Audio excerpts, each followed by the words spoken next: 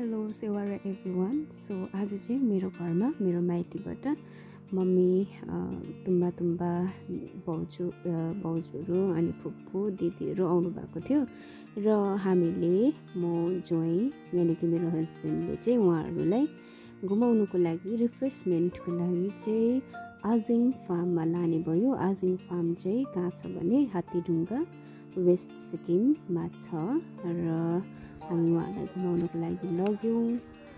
र आजिङ फार्म चाहिँ मैले धेरै अगाडिदेखि सुनेको, त्यहाँनिर चाहिँ अर्ग्यानिक वाइन उहाँहरूले बनाउनुहुन्छ र एक्सपोर्ट पनि गर्नुहुन्छ भनेर सुनेको थिएँ। र आज चाहिँ फाइनली म पनि जानु पाउँदैछु। म अगाडि पनि गएको थिइनँ र मेरो फ्यामिलीलाई लिएर जाँदैछु र के कस्तो रहेछ इन्फर्मेसन पनि म तपाईँहरूलाई दिनेछु।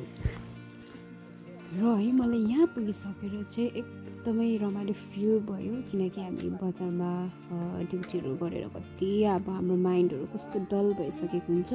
तर है यसरी बस्तीमा यस्तो मजाले यहाँको अब आजिङ फ्यामिलीले यस्तो गरेको छ।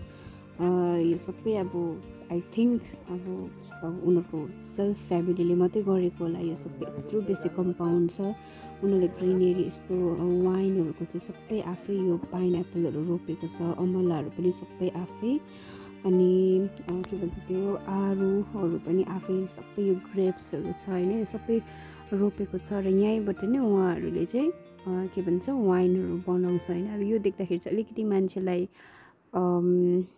के भन्छ उत्साह पनि आउँछ र हामीले घरमै पनि के गर्नु सक्छ भन्ने कुराहरू पनि हामीलाई मोटिभेसन हुन्छ। र यहाँ फुलहरू पनि एकदमै दामी छ, एन्जेलिया। अनि विशेष गरी अर्को चाहिँ यहाँनिर के भनेर चिनिन्छ भने हनी।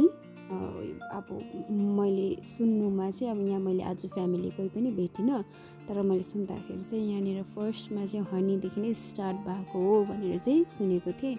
र हनी लोकल हनी के भन्छ त्यो पुत्काको भन्छ, जुन चाहिँ दबाईको रूपमा मान्छेले युज गर्छ। हनी पनि दबाईको रूपमा नै हो, पनि अब दुइटामा डिफ्रेन्स हो अलिक। अब आमा बाउलाई सोध्यो भने चाहिँ याद हुन्छ हाम्रो अलिक ठुलो मान्छेहरूलाई।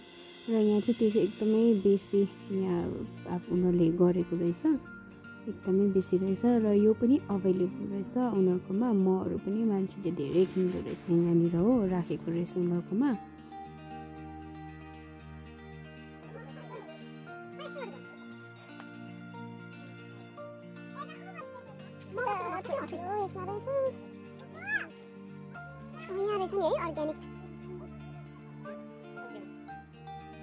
सो फाइनली हामी चाहिँ यहाँनिर वाइन भएको जग्गामा आइपुग्यौँ, वाइन बेच्ने जग्गामा। र यहाँनिर वाइन थुप्रै भेराइटिजको पाउँदो रहेछ, जस्तै गुराँस, अमला भयो र अरू पाइनएप्पलहरूको रहेछ। र हामी अब ब्याक हुँदैछौँ र फाइनल यो नजारा यो जग्गादेखि। र यो जग्गा एकदमै अर्ग्यानिक फिल हुने खालको जग्गा रहेछ, आउनु होला रिफ्रेसमेन्टको लागि, एकदमै दामी छ। Kindly visit. By by.